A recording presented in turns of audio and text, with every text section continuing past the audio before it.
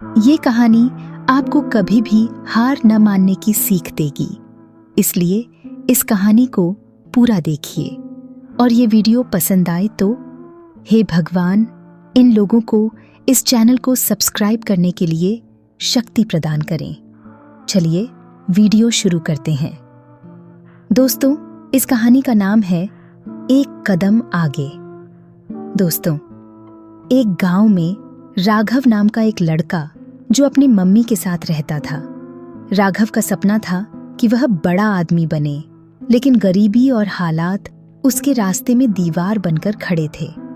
पिता बचपन में ही गुजर चुके थे और अब घर की पूरी जिम्मेदारी उसकी माँ के कंधों पर थी। राघव जब भी किसी से कहता कि वह एक सफल बिजनेसमैन बनेगा तो लोग उसका मजाक उड़ाते। एक दिन उसके दोस्त ने कहा, राघव, तू एक गरीब किसान का बेटा है, तेरे नसीब में यही मिट्टी है। राघव को यह बात चुभ गई। उसने तय कर लिया कि वह अपनी किस्मत खुद लिखेगा। राघव गांव के एक छोटे बाजार में बैठा सोच रहा है। उसने देखा कि गांव के लोग शहर से सामान लाने में बहुत परेशानी झेलते हैं। उसे एक आइडिया आया। अगर मैं गांव में ही यह सामान लाकर बेचूं, तो सबकी दिक्कत भी हल होगी और मेरा बिजनेस भी शुरू होगा।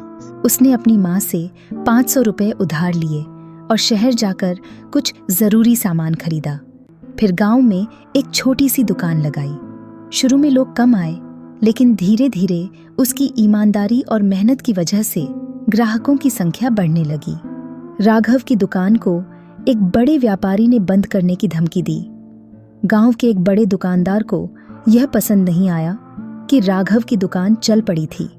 उसने सप्लायर्स को धमकी दी कि वे राघव को सामान न दें।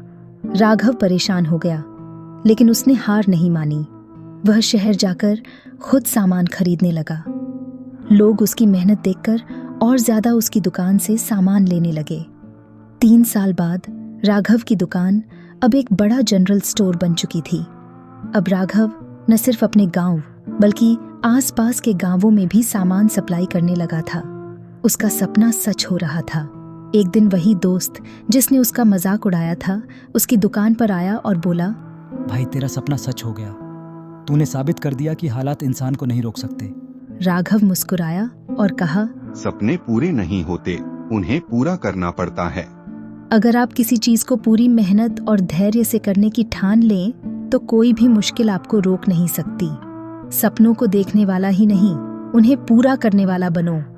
हार मत मानो, एक कदम आगे बढ़ो।